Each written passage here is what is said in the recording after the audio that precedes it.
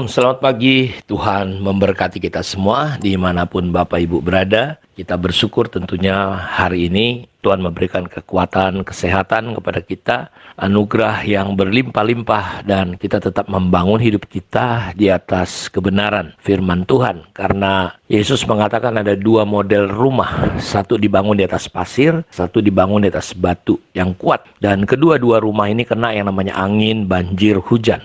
Dan satu hancur berantakan luar biasa, yang satu tetap bertahan. Di mana persoalannya? Di fondasinya, yaitu dibangun di atas batu, yang satu di atas pasir.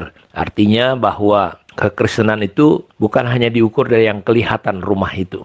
Karena rumah itu bisa kelihatan bagus, indah. Seperti hari ini kita lihat banyak orang Kristen sepertinya hebat, luar biasa, dahsyat, tapi ketika ada masalah, ada tekanan, ada persoalan, dia bisa hancur.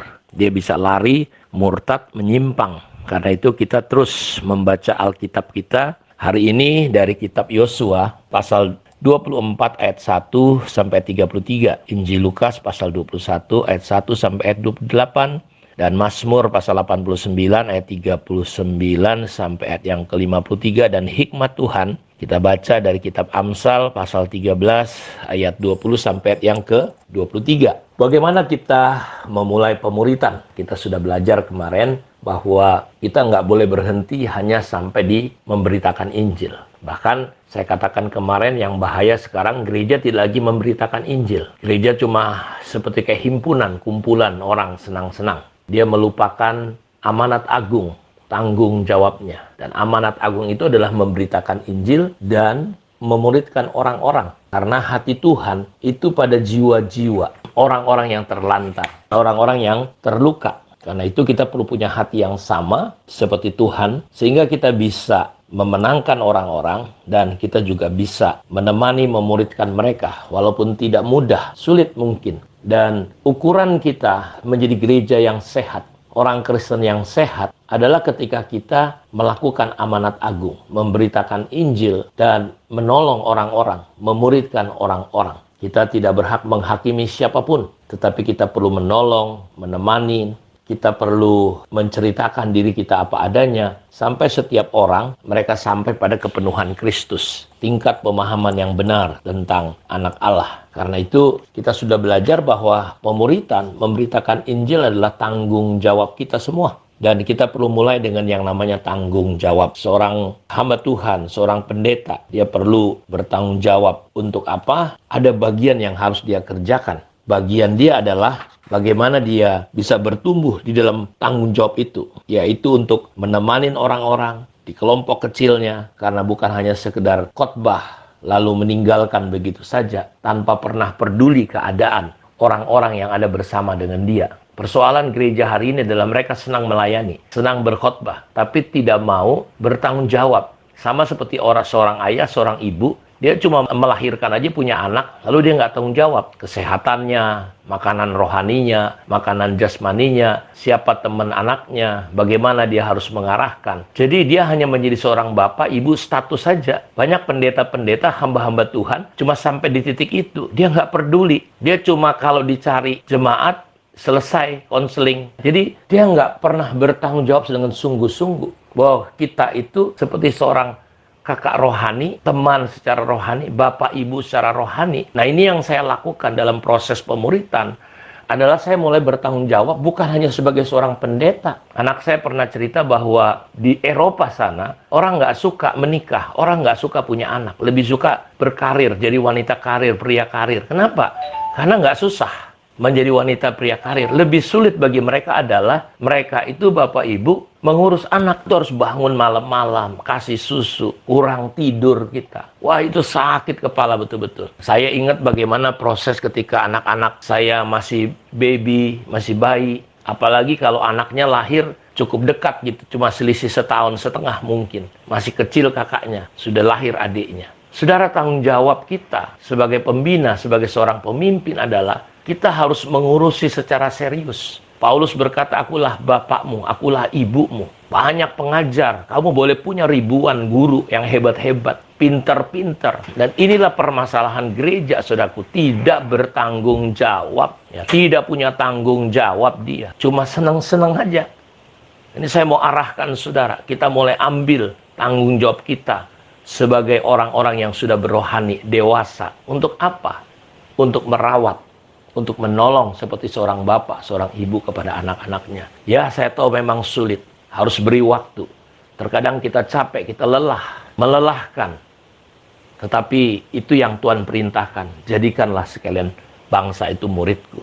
Karena itu saya mau dorong saudara bertobatlah sebagai pendeta-pendeta. Kalau selama ini cuma senang berkhotbah, menyiapkan khotbah tanpa pernah Anda untuk bertanggung jawab kepada mereka. Yang kedua, tanggung jawab dari si orang-orang yang dimuridkan. Saudara-saudara yang sedang dalam proses pemuritan. Saudara belajar punya kelaparan, kehausan akan tanggung jawab saudara. Bagian saudara adalah saudara bertanggung jawab untuk melakukan, mengejar, menempel. Istilahnya mengejar. Kalau saudara punya spirit anak sejati, Yesus kebutuhannya adalah mengenal Bapa. Seorang anak itu mengenal Bapa kebutuhannya. Jadi aneh kalau saudara sudah mulai tahu sedikit, lalu saudara tidak pernah mengejar lagi, tidak lagi haus. Ya, biasanya saudara mungkin telepon, biasanya saudara mungkin mengejar. Ada kelaparan, kehausan. Ingat, berbahagialah orang yang lapar dan haus akan kebenaran. Ini tanggung jawab orang-orang yang ada di bawah sebagai seorang anak rohani. Kalau saudara nggak tertarik, sudah mulai berhenti tertarik untuk belajar kepada bapak-bapak rohanimu, apa yang terjadi? Si pemimpin nggak bisa buat apa-apa. Karena ini tanggung jawab seorang anak rohani. Tanggung jawab saudara yang dimuridkan. Si pemurid mau, saudaraku. Saudara juga harus lapar dan haus. Saudara sebagai orang yang dimuridkan, saudara harus merespon.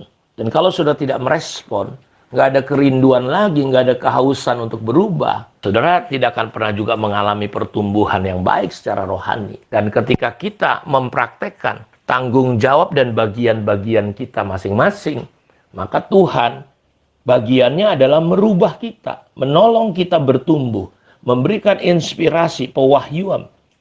Ini tanggung jawab Tuhan, saudaraku, mengubah kita. Karena itu saudara nggak usah berusaha berubah, nggak usah berusaha mengubah orang.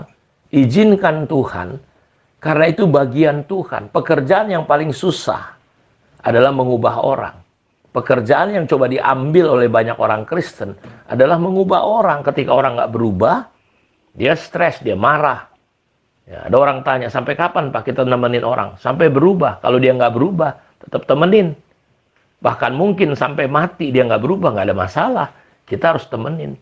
Karena berubah, mengubah orang, itu adalah tanggung jawab daripada Tuhan. Nah, saudara harus memahami ini. Jadi ada tanggung jawab Tuhan, ada tanggung jawab kita sebagai pemimpin, ada tanggung jawab orang yang dipimpin. Jadi kalau sudah ingin berkembang secara rohani, saudara harus mulai mengerti tanggung jawab kita. Jadi hanya Allah, hanya Tuhan yang sanggup mengubah orang dan menghasilkan perubahan hidup yang menetap.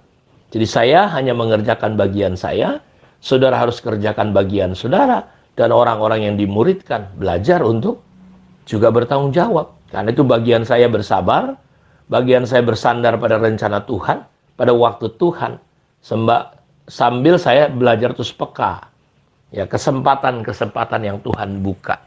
Saya berharap lewat saat teduh hari ini kita punya kerinduan besar untuk mulai untuk mengerjakan tanggung jawab kita sebagai orang percaya. Mari kita berdoa. Tuhan, terima kasih untuk kemurahan dan anugerah-Mu. Biar kami bertumbuh dalam tanggung jawab seperti Engkau bertanggung jawab, Tuhan. Tanggung jawab berhenti sampai kami. Kami tidak perlu lagi menuntut, tetapi kami boleh bekerja untuk mengerjakan tanggung jawab kami masing-masing.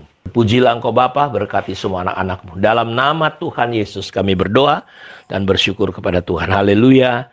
Amin. Tuhan memberkati kita semua. Shalom.